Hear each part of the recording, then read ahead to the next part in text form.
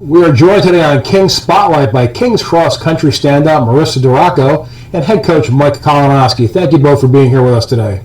Oh, thank you. Marissa, congratulations on your 8th place finish at the NCAA East Regional Championships on Saturday and earning a berth into the NCAA National Championships. When you hear me say Marissa Durako, NCAA Division III National Qualifier, what immediately goes through your mind? I'm just like shell-shocked, really. I always thought it has always been a dream of mine, especially since last year. I knew I made it a point right after the regional race that I would like to make nationals this year, and to actually come true is really awesome. Now let's take a look back at the race on Saturday. Coach, you mapped out a game plan for Marissa in the race, but from what we understand, she diverted from it. Can you share what happened? Yes, she did, but actually, to her benefit, she did. At around 500 meters, she went out and took the lead. She had told me after the race that she felt the pack was going a little too slow, so she decided to push the pace. And I think she thought other runners would go with her, but they didn't. So she came through 1,000 meters, probably 30 feet ahead of a pack of about 30 women. And then she leveled off at the mile. She was right in the front pack. And then continued on pretty much with the game plan after that. Now, Marissa, when you went out front, was there any concern that you might be peaking a little bit too early there? There was so many thoughts going through my mind. I didn't know what I was thinking or what was going on. I think it was just a huge adrenaline rush, too, so I was like, I could go faster, so I was just going to go faster and see what happens. And I knew that I'm generally better for the latter part of the race, like the second 3K, and I was being one of those faster girls that go out fast in the first 3K, so I didn't know if that was going to affect me or how it was or what was going to happen. So yeah, I had a lot of thoughts going through my mind. I kind of just wanted to stop the race for a minute and talk to coach and be like, okay, what am I supposed to do? How should I go along with this? But this kind of worked out. Coach, you had a concern about Marissa's fast start and how it might affect her in one of her strong areas, and that's running the hills, particularly in the area of the course called Kill Hill. Talk about that concern and how she was able to handle it. Yes, I thought possibly that if she went out too hard, too fast early on, got herself out in front. One issue that we talked about right before the race was the wind. The wind is pretty heavy, so if you're out in the front and you're taking the brunt of the wind in the lead pack, that's going to tire you out. So we talked about that a little bit. Obviously, that didn't really tire her out. She was up in the lead pack for much of the race. Dropped back to about 10 to 15 in the 3,000 meter range, and then increased. Once she got to the big hills in the back area, she was able to keep moving up in the pack. And when she came out of Kill Hill, she was 8th overall, and then she ended up sitting there for the rest of the race. Coach, there was a point in the race where you were in an area of the course where you were able to see the runners, but you were unable to locate Marissa. That had to worry you a little bit. What was going through your mind? I was worried that she had fallen or she fell back. There was a bunch of thoughts going through my mind. And actually, it wasn't until they came around the loop right by the 1,000 meter mark where right after the cart went by, Marissa was right in front. And that was a very relieved moment for me. Now, at one point, leading the race, Marissa, you dropped back to about the 12th or the 13th position. What was your mindset at that point, and how were you able to battle back and work your way back to the top 10? Well, I knew this leading the race thing wasn't going to happen for like the whole race, so I knew at some point, I'm like, the girls are going to come up, and then I'm just going to have to deal with that. So once the girls did come up to me, then we were like running together. I'm like, okay, this is how it's supposed to be again. Like, this is a race again.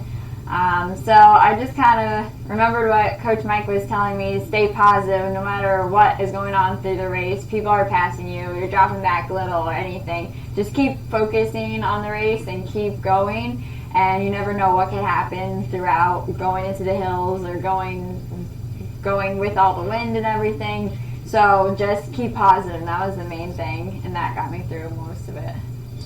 Well, now looking ahead to this weekend and the NCAA Division III National Championship, the event is being held on a golf course in Wisconsin, and the word is that the race course will be relatively flat.